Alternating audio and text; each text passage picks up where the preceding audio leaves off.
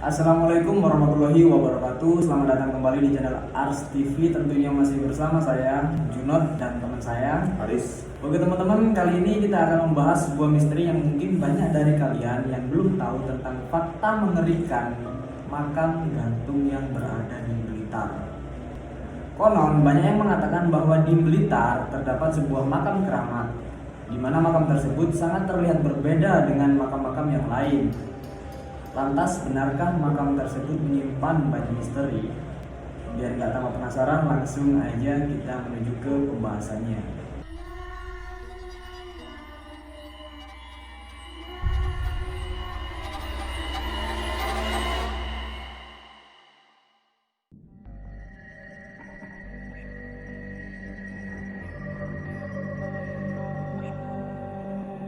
Oke boy, jadi apakah kalian pernah mendengar tentang makam gantung di Blitar? Jika iya, benarkah di sana banyak menyimpan cerita mistis? Selain makam Soekarno, tempat ini juga menjadi tempat ziarah yang banyak dikunjungi oleh banyak orang. Letak makam gantung ini berada tepat di Jalan Melati nomor 43, Kota Blitar. Makam ini adalah milik seorang figur sufi yang familiar mempunyai ilmu Aji Pancasona. Beliau bernama Mas Ngabei Bawadiman Jojo Diddo, atau masyarakat sekitar biasa menyebutnya dengan Kipate Jojo Diddo. Dan buat kalian yang belum tahu apakah itu sufi, sufi adalah penyebutan untuk orang-orang yang mendalami sufisme atau ilmu tasawuf. Nah, jadi seperti itu ya pengertian dari sufi. Terus, Pati Jojo Diddo lahir di Kulon Progo pada hari Rabu Kliwon tanggal 5 Suro tahun 1755 atau tanggal 29 Juli 1827 dan meninggal pada hari Kamis Pon tanggal 18 Safar tahun 1839 atau 11 Maret 1909 untuk tahun Masehinya. Berarti beliau meninggal saat berusia 84 tahun. Jadi memang udah umur ya. Udah umur. Hampir satu abad kan bener? Iya, bisa Pak. Kan kalau 100 tahun Satu abad dulu ya. Lantas makam gantung ini dibangun pada tanggal 11 Ruwa tahun 1840 atau 18 Agustus 1910 untuk tahun Masehinya. Beliau ini adalah kerabat dekat Pangeran Diponegoro dan merupakan keturunan darah biru Mataram. Pada zamannya, banyak orang yang percaya jika ajian Pancasona yang dimiliki olehnya dapat membuatnya hidup kembali seandainya jasadnya menyentuh dengan tanah. Nah, oleh karena itu ketika beliau wafat, makamnya dibangun di atas lantai pondasi setinggi 50 cm sehingga tak menyentuh tanah langsung. Jasadnya dimasukkan ke dalam peti besi dan disangga oleh 4 tiang yang terbuat dari besi juga, bro. Jadi memang sepertinya beliau ini benar-benar orang sakti, bro. Sampai pas posisi dia meninggal aja, dia itu dimakamkan dengan cara yang bisa dibilang istimewa ya. Dimasukkan ke dalam peti besi, terus pakai disangga 4 tiang besi juga gitu, Pak. Pokok intinya biar nggak nyentuh dengan tanah gitu lah ya.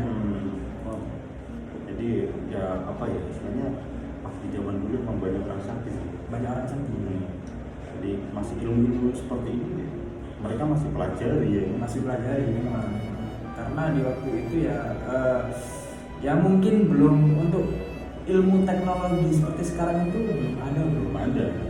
Bener-bener ilmu kayak ilmu alam nggak sih Pak? Ilmu alam, ilmu tentang kita sama Maha Pencipta gitu.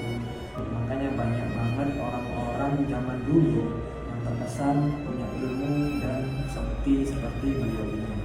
Oke, kita lanjut ya. Dan ternyata makam gantung ini berada di rumah Jojo Diddo yang sekarang sudah tidak ditempati lagi.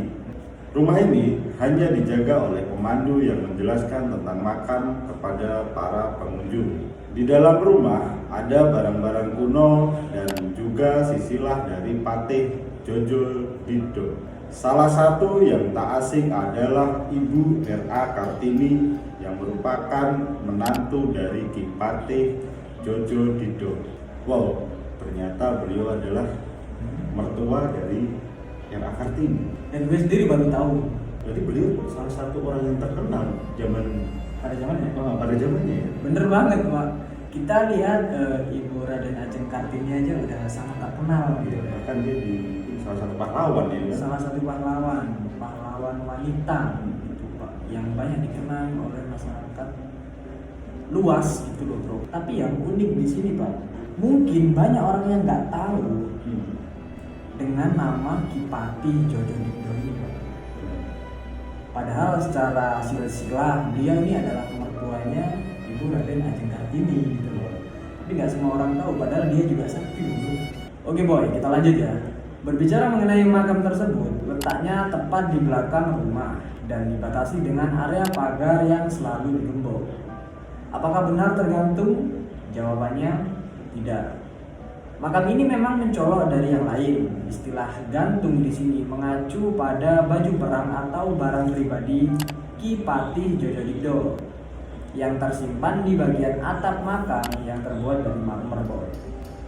Makam ini tetap berada di dalam tanah, hanya saja jenazahnya memang tidak bersentuhan langsung dengan tanah, alias dalam peti besi yang disangga dengan 4 tiang besi sebelum diuruk dengan tanah.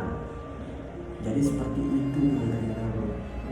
Jadi nggak gantung gitu. Nggak gantung gitu Pak. Ya dibilang gantung itu gimana ya? Kalau gue boleh ngasih gambaran Pak. Dia kan dimasukkan ke dalam peti besi kotak, terus di bawahnya itu disangga sama pipa tiang besi, kan ada 4 gitu kan.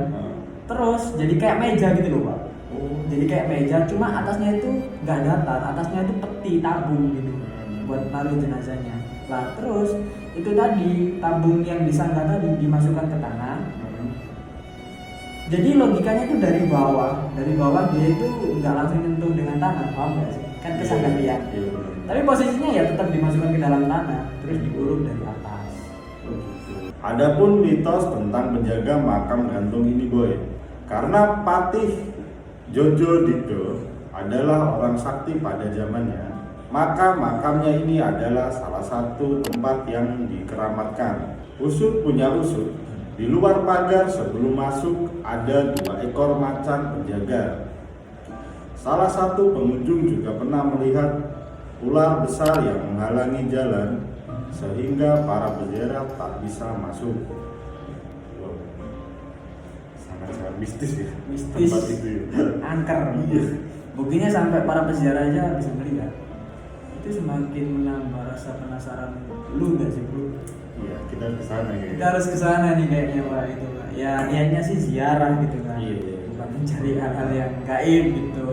Ngerinya lagi, dengan ilmu Pancasona yang dikuasai oleh Patih Jojo Dikdo, yang dimana tidak sembarangan orang bisa menguasainya. Menurut cerita, juru kunci makam gantung Patih Jojo Dikdo adalah satu-satunya orang yang menguasai ilmu tersebut pada masanya. Di sini kita bisa ngerti memang ada klaim tersendiri Iya. bahwa beliau ini memang sakti Pak. Iya. Memang yang aku dari tadi pertanyakan kan seperti itu ya. Orang ini mau berusaha sakti pada masanya. Mungkin beliau ini adalah orang tersakti di bumi pada masanya. Iya Pada masanya. Iya, Iya betul. sih, karena bahkan artikel-artikel yang kita cari dari tadi itu mengklaim bahwa memang Patih Jojo Dikdo ini memang orang yang seperti itu gitu Pak. Karena ya nggak sembarang orang bisa menguasai ilmu Aji Pancasona ini gitu. Iya. Salah satu kesaktian ilmu ini yaitu bisa hidup lagi saat menyentuh tanah. Sang pemilik ilmu harus melakukan tirakat berupa tapa ngalong atau betapa selama 40 hari 40 malam tanpa makan dan minum dalam suasana tergantung di pohon dengan kepala di bawah. Memang kita akuin kita nggak bisa ngelakuin itu Pak. Susah banget ya. Susah banget bro. Karena lo pikir kepala di bawah, kita aja berapa menit aja udah pusing. Udah pusing kan. Ditambah lagi Pak, bertapa selama 40 hari 40 malam nggak makan dan minum. katakan seperti inilah, puasa Ramadan aja 1 bulan kita anggap 30 hari lah ya. Itu aja kalau puasa itu kan masih diperbolehkan makan dan minum ketika sahur dan berbuka. Lah kalau bertapa ini beda lagi gitu ceritanya. Kalau bertapa ini memang pure selama 40 hari 40 malam nggak makan nggak minum, posisi gelandatan di pohon, kepala terbalik. Nggak bisa kebayangkan. Nggak bisa membayangkan gitu loh. Untuk mendapatkan ilmu yang seperti ini, sesakti ini memang dibutuhkan pengorbanan ya nggak main-main. Oke boy, kita lanjut ya. Asal kalian tahu, tempat bergurunya ini bukan untuk manusia saja, tetapi juga ada yang dari dunia lain. Patih Djojonigdo sendiri beberapa kali hidup kembali setelah dieksekusi oleh Belanda selama pertempuran tahun 1825 sampai 1830 coy. Jadi bisa dibilang memang di sini beliau ini membuktikan bahwa beliau ini benar-benar sakti banget. Karena di artikel atau di sejarah juga menyebutkan beliau pernah meninggal dari negara. Oke boleh. Hingga saat ini tak ada satupun spiritual yang berhasil mendapatkan titisan ilmu Adipadasona dari Ki Patih Djojonigdo. Begitu juga dengan ilmu-ilmu di bawahnya sekalipun. Tak jarang spiritualis yang sedang menjalani laku atau kegiatan spiritual di makam justru diusir dengan suara tanpa rupa. Ini misterinya di sini bro. Memang nggak gampang kan untuk mendapatkan ilmu itu. Nggak gampang. Jadi jangan seolah-olah kita bertapa di makam beliau, kita akan mendapatkan ilmu dengan cara titisan. Nggak semudah itu. Gitu. Juru kunci makam mengatakan bahwa pernah ada kerabat yang berniat mencuri barang peninggalan Ki Patih Djojonigdo dan akhirnya menjadi gila. Nah, ini yang dari tadi gue pertanyain juga gitu Pak. Kan setiap peziarah yang mengerti cerita dari Ki Patih ini pasti penasaran dengan benda-benda apa yang disimpan di atas makam beliau gitu. Pastinya kan seperti yang lu bilang tadi, benda-benda sakti, benda-benda keramat. Terus apa efeknya kalau benda-benda itu diambil atau dicuri? Ini dia jawabannya. Gila bro. Selain itu ada sebuah makam di komplek pemakaman yang disebut dengan makam menangis yang menurut juru kunci kerap terdengar tangisan di area makam. Waduh. Ini baru serem bro. Jadi memang area makam beliau ini juga memang sakral ya, Sakral dan angker gitu. Percaya atau tidak, kita menyarankan agar kalian selalu berhati-hati jika ingin mengunjungi atau sekedar berziarah ke tempat ini. Benar banget. Ya, setidaknya kalian harus menjaga sikap waktu berkunjung ke tempat ini ya bro ya. Benar-benar. Jadi istilahnya gini loh, kalau kalian ingin yang ada niatan untuk berziarah, ya berziarah aja gitu kan. Jangan berbuat macam-macam gitu loh maksudnya. Soal niat berziarah ya beliau aja gitu. Jangan ngomong kasar, toksik kayak gitu nggak boleh bro. Apalagi melakukan perbuatan kayak mencuri gitu ya. Mencuri. Itu sangat dilarang, bisa membahayakan diri kalian sendiri, ya nggak sih?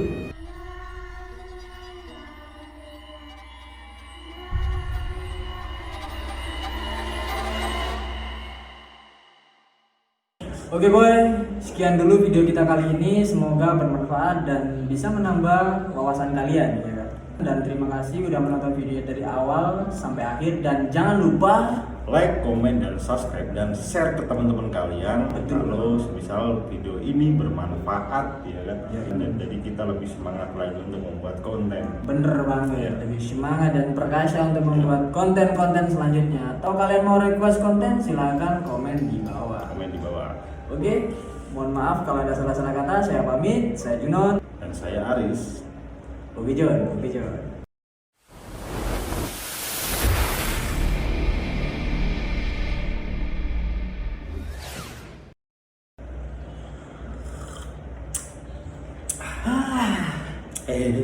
Aduh. Apa lagi bro? Apa lagi? Ngomong-ngomong, ada yang lebih kebal lagi dari ilmu Pancasona. Apa tuh? Ilmu kebal omongan tetangga. Waduh. Wow. Waduh. Gue juga mau bro kalau itu bro. Oke, sampai jumpa. Bye bye.